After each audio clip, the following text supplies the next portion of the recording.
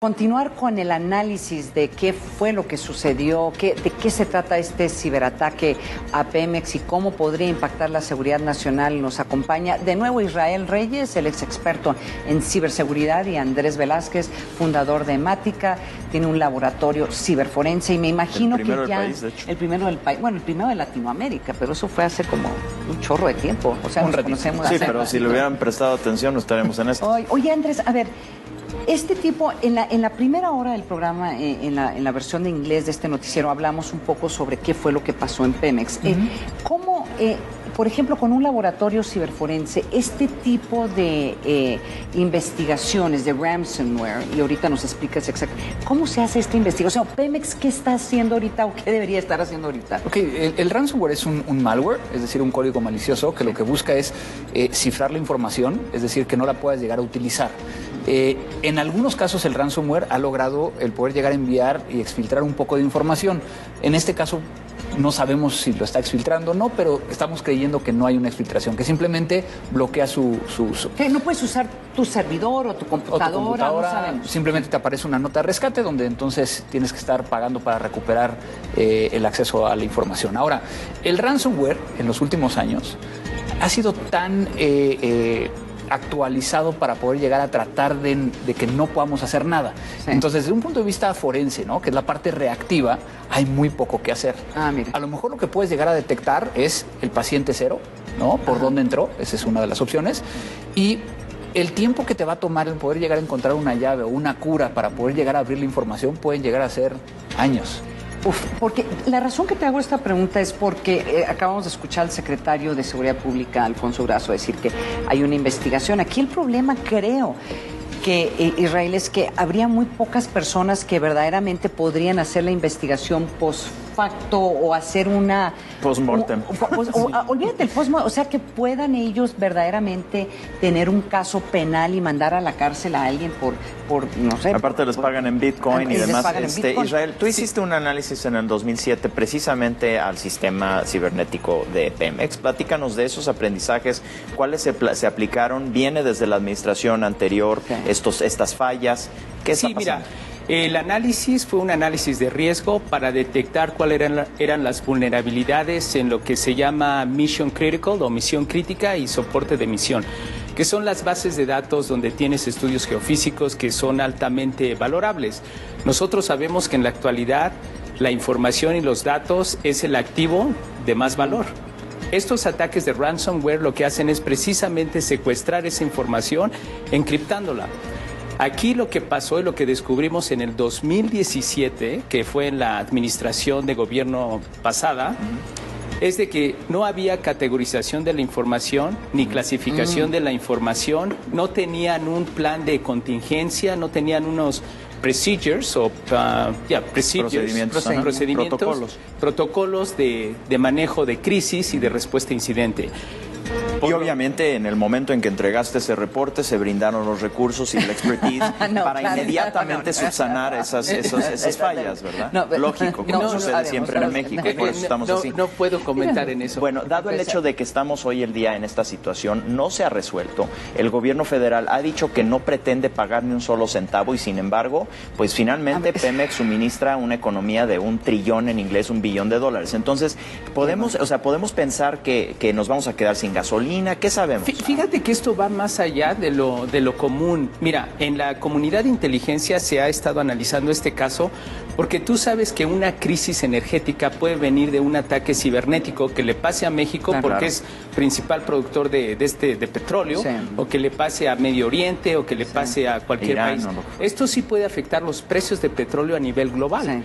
Entonces, aquí ahorita la comunidad de inteligencia, especialmente de Inglaterra, de Estados Unidos y del Medio Oriente, está observando qué está pasando, porque esto es un early warning.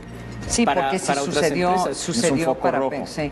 Sabes que esta semana, les comento, los dos participé en un foro que se llamaba Protección a Infraestructura Crítica. Esto fue a mediados de semana y ya empezábamos a recibir información. Fueron ustedes. No fuimos nosotros. A lo mejor le dimos la idea a alguien. Pero había mucha presencia de gobierno y uno de los temas que se trató era qué le pasaría a Pemex. O sea, que este tipo de escenarios o la infraestructura críticas como los aeropuertos o pues la red eléctrica.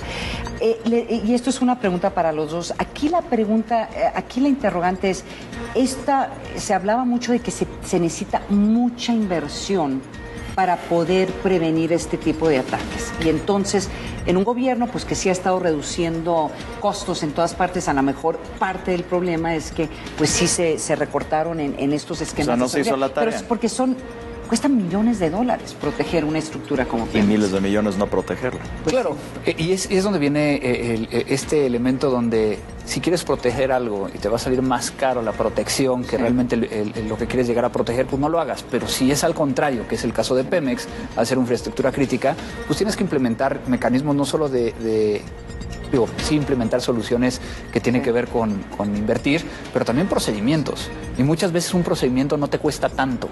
El problema yo creo que ahí es donde corrieron a mucha de la gente que sabía lo que estaba haciendo, ¿no? Sí, Entonces, a ver, esto también sucede en un contexto político, lógico, ¿no? Entonces tenemos a un señor Romero de Champs que ha sido de Tlatuani, pues que está siendo perseguido penalmente. Perseguido penalmente porque pues él es líder de los sindicatos, estos petroleros, y pudiera haber sido un tema interno, ¿no? O sea, ¿sabemos algo ahí? Tampoco lo podemos llegar a descartar. ¿De sabotaje? O sea, yo creo que lo que nosotros podemos llegar a comentar desde el punto de vista de especialistas en ciberseguridad puede ser un sabotaje interno, sí.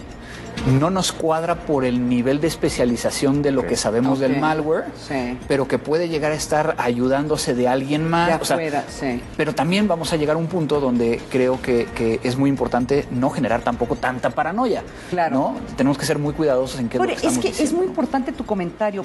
El gobierno no ha tenido una muy buena comunicación de crisis en esto. Y se puede entender porque a lo mejor no saben exactamente lo que está pasando. A lo mejor todavía no tienen mucha claridad, pero tampoco parece que han estado pidiendo ayuda. Entonces, aquí, ante lo que está pasando, ayúdanos a entender qué es lo que tiene que hacer el gobierno ahora para poder empezar a resolver esto. Mira, hay un par de puntos que quiero ser muy claro y que me gustaría sobresaltar. Uno es de que esta es una responsabilidad compartida, que necesitamos nosotros trabajar con el gobierno, con el sector privado y el sector público, que la mejor defensa es la prevención. Y para poder tener prevención necesitamos un marco jurídico, que carecemos de un marco jurídico, carecemos de una Agencia Nacional de Ciberseguridad. Eso es muy Entonces, aquí eso lo quería dejar muy claro. Ahora, regresando al ransomware. El ransomware se ha disparado exponencialmente en los últimos 2 años. Las estadísticas nos dicen, y esto es de monitorear las transacciones que se ejecutan en bitcoins, es donde la pagan en Bitcoin para que haya anonimidad, ¿no? ¿Qué es lo que hemos encontrado ahí? Hemos encontrado un crecimiento exponencial de 1,000 ataques por día a 4,000 ataques por día, lo que significa un 300% de incremento. Caray. Esto ya le pasó a Inglaterra, le pasó a Australia, le pasó a Estados Unidos y, en fin, te puedo nombrar bastantes.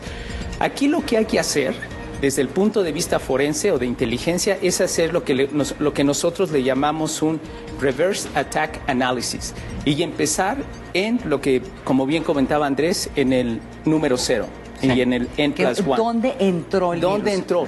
Sí. El 85% de este tipo de ataques, el conocimiento es interno. Es sabotaje interno. Las personas internas son las que tienen más conocimiento. Sin especular, y de acuerdo a las estadísticas de otros casos similares, es que conocimiento interno se filtra en el deep web, en el dark web, y de ahí alguien dice, aquí hay una oportunidad y vamos a perpetuar ese ataque. Entonces, es una manera de ejecutar un proxy attack ransomware. Israel, Andrés, muchísimas gracias por estar con nosotros. Fascinante el tema, muy desafortunada la reacción. Esperemos seguir esta conversación próximamente. Muchísimas gracias. El punto principal es de que estamos uniendo ciberseguridad con un tema político, con un tema de seguridad nacional. Es el punto donde ciberseguridad tenemos que llevarlo a otro punto. O sea, este tema afecta la seguridad mundial porque podría afectar los precios de petróleo, si eso no se maneja.